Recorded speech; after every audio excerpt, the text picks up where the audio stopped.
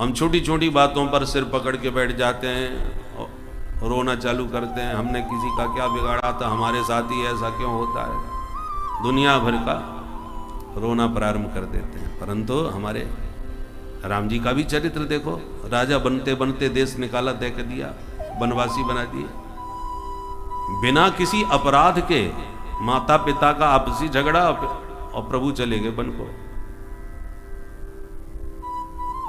कितनी बड़ी समस्या थी। और वन में भी जानकी जी का हरण हुआ। राम जी ने अयोध्या में खबर नहीं दी कि मेरी स्थिति ऐसी हो गई है, भरत भैया कुछ सेना भेज दो मेरी सहायता के लिए, कुछ नहीं। वनवासी राम जी ने वहीं बानर भालुओं को मित्र बना करके संगठन बनाया, आपातकालीन वनवासियों का संगठन बना करके बानर भालू रीछ उन्हीं की सेना तैयार कर ली छात्र धर्मानुसार।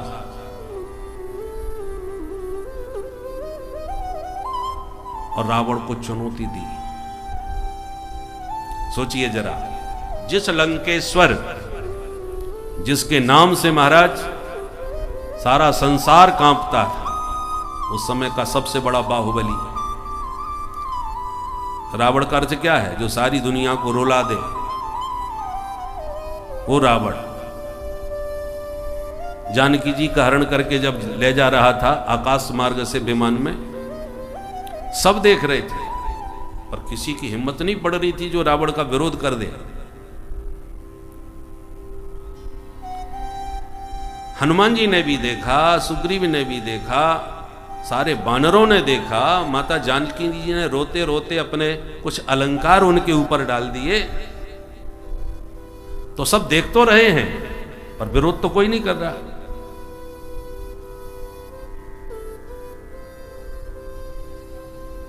और आश्चर्य की बात, सुग्रीव स्वयं इस बात को राम जी से कह रहा है।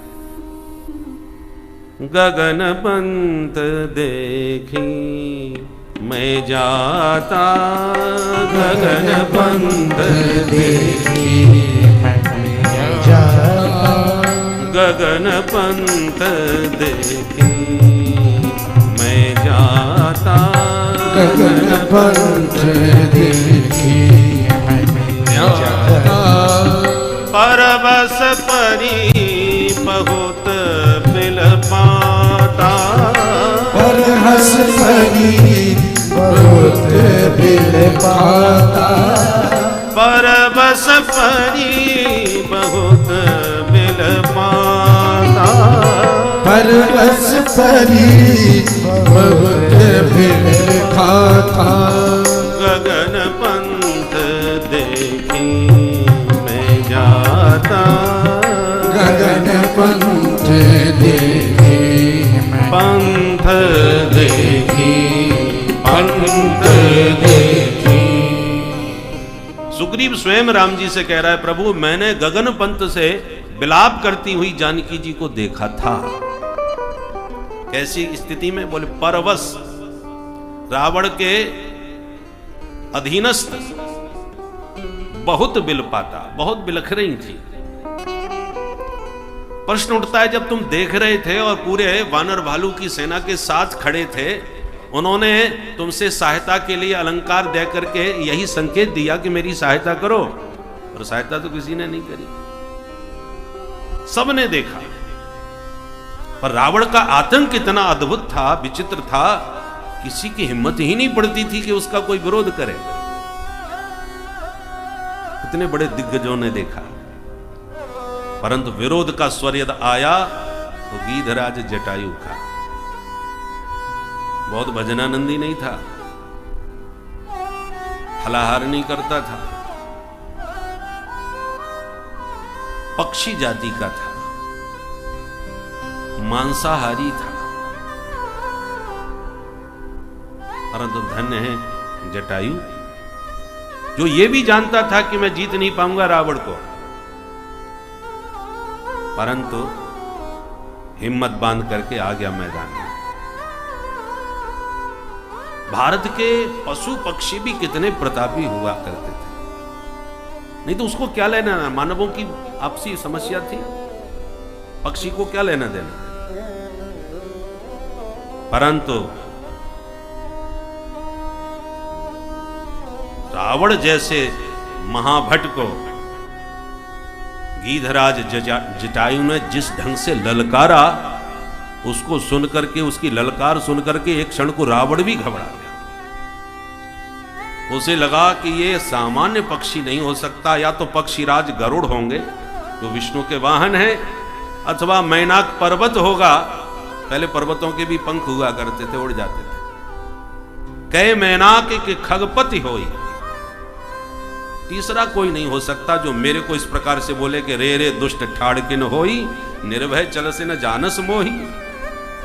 रावण को रे रे दुष्ट कह के बुलाने वाला किसकी हिम्मत।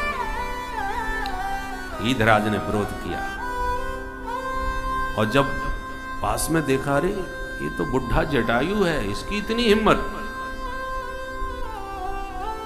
फिर जब युद्ध हुआ तो एक क्षण के लिए तो रावण को भी मूर्छित कर दिया। ये आत्मबल गीधराज का, और इतनी धर्मनिष्ठा देखिए। रावण जब मूर्छित होकर गिर पड़ा था, जानकी जी को सुरक्षित जटायु ने वहां से मुक्त करके अलग बैठा दिया था। चाहता तो उसी समय उसकी सभी आंखों का ऑपरेशन कर देता, अपनी चोंच से अंधा कर देता रावण को, परंतु नहीं। मूर्छावस्था में यदि शत्रु पड़ा हो तो उस पर प्रहार करना युद्ध नियम के विरुद्ध है। भारत के पक्षियों में भी इतनी धर्म मर्यादा का ज्ञान था। जब तक रावण मूर्छित रहा, जटायु ने उस पर कोई प्रहार नहीं किया। धर्म पर विचार इस देश के पशु पक्षी भी करते थे।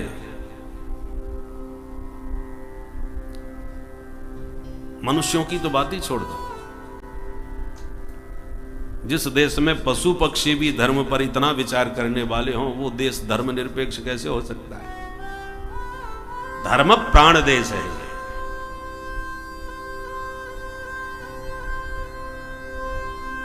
अस्तु, तात्पर्य यह है कि रावण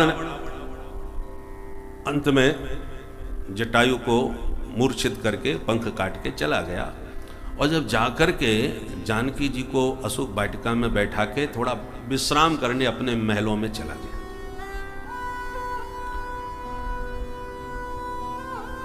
और रावण ने ब्रह्मा जी को ये आदेश दिया था कि छोटे मोटे ब्राह्मणों का वेद पाठ मुझे पसंद नहीं है, इसलिए आप समय पर मुझे चारों वेदों का पाठ सुना के जाया करो।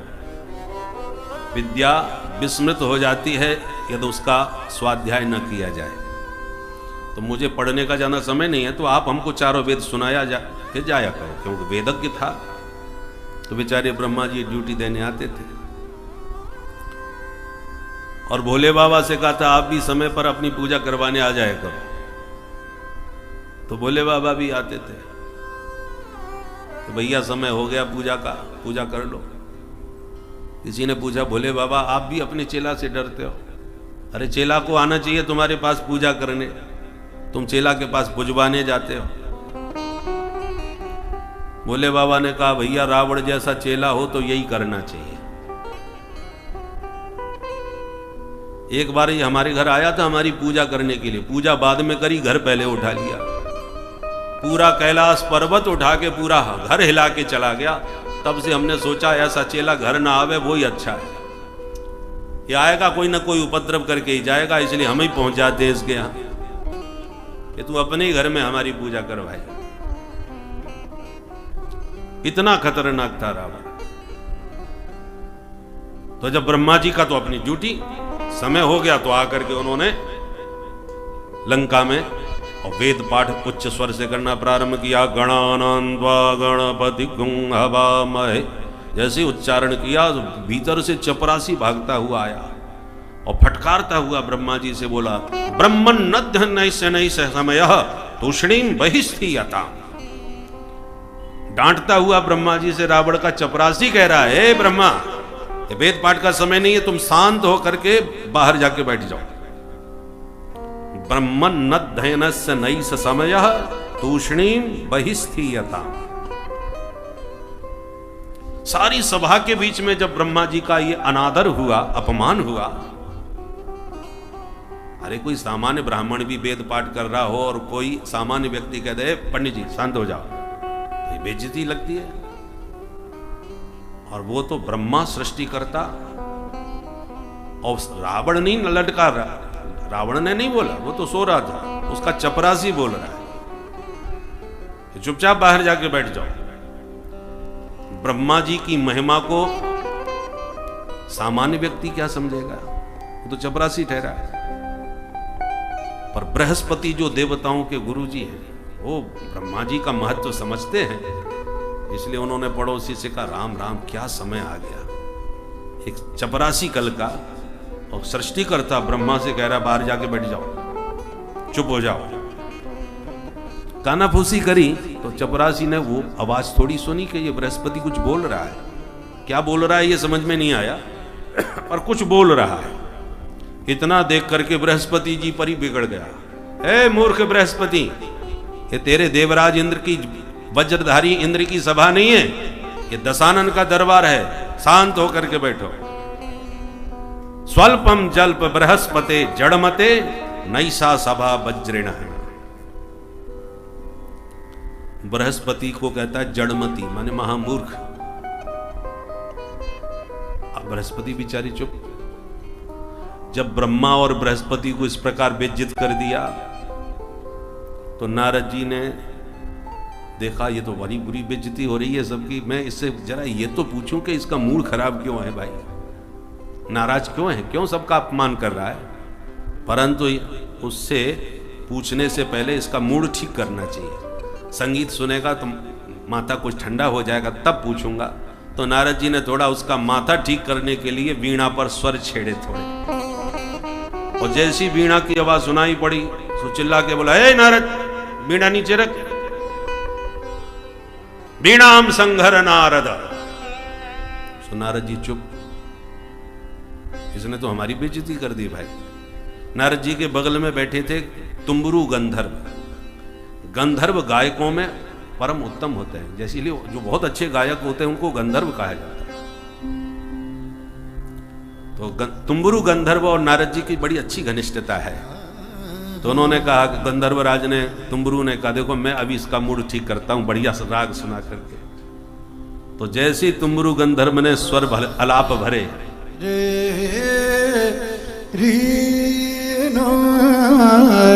तो गंधर्व को भी डांट दिया, अलापम अलम तुम्बरो, हे तुम्बरू ये अलापकारी बंद कर। तो सब चुप हो गए, भाई ये तो एक साथ सबकी बेइज्जती किए जा रहा है।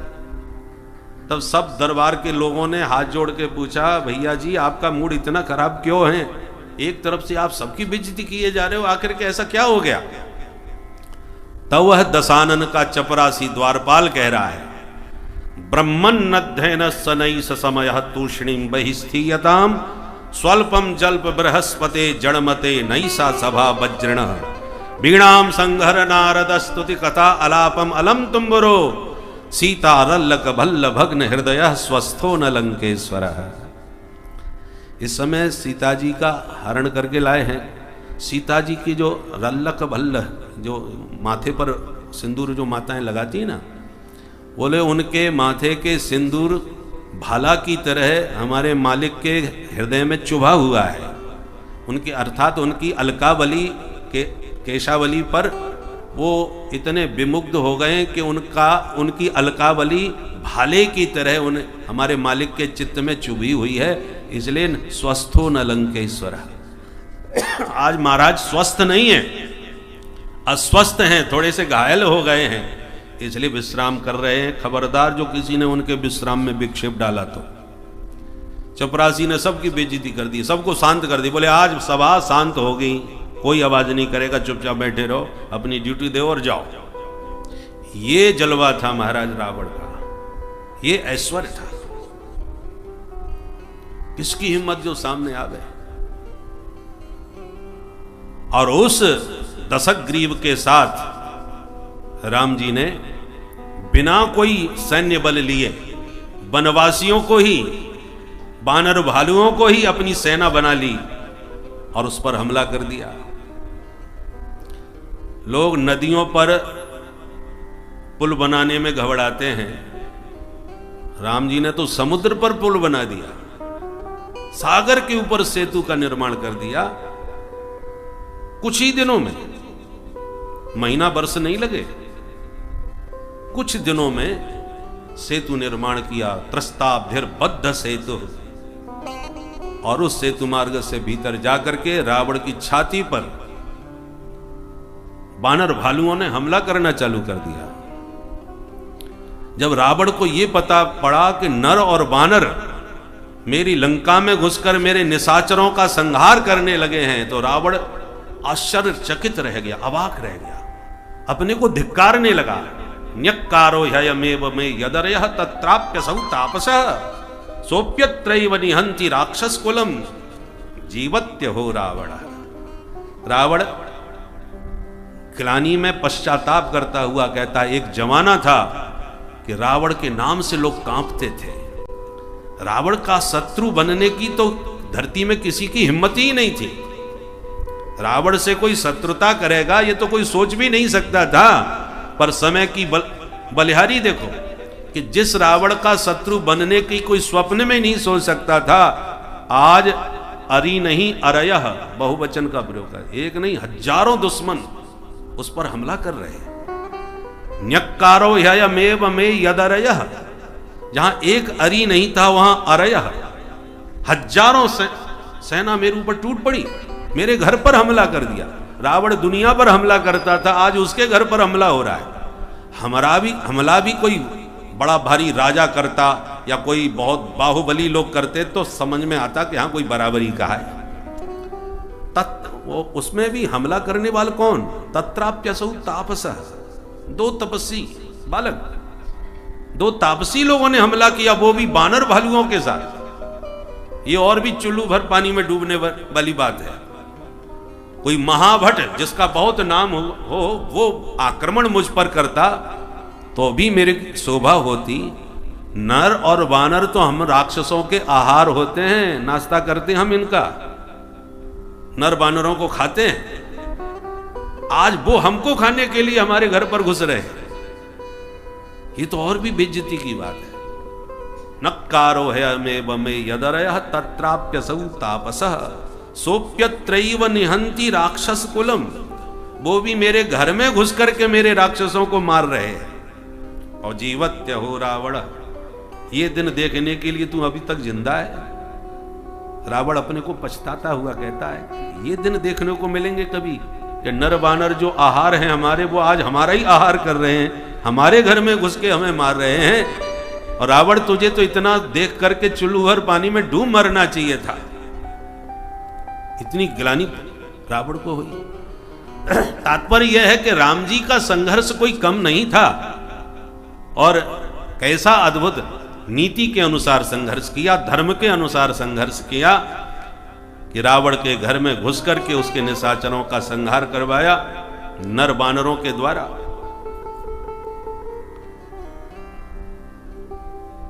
बिना किसी का सहयोग लिए, न घर में सूचना दी भरत को कि मैं संकट में हूं, मेरी सहायता के लिए कुछ सेना भेजो, किसी को नहीं बुलाया। ये राम जी की नीति है। और अपनी उस नीति के अनुसार दशानन के भाई को ही अपना मंत्रिमंडल में भर्ती कर लिया, सलाहकार बना लिया।